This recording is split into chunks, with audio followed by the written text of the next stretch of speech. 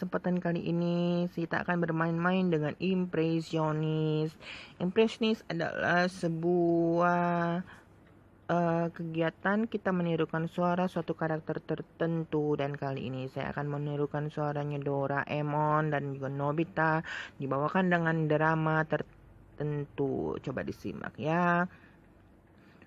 Baling-baling bambu. Hei, Nobita, kamu cepat bangun. Nanti kamu telat loh. Doraemon. Aku gak bisa bangun. Aku gak bisa ke sekolah. Jai nungguin aku di jalanan kemarin. Jadi aku gak mau pergi sekolah. Kamu jangan begitu. Nanti nilai kamu gimana? Gak bisa. Oh, begitu ya. Saya tahu. Pakai ini saja.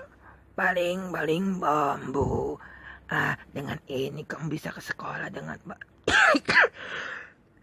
Aduh. Gatel.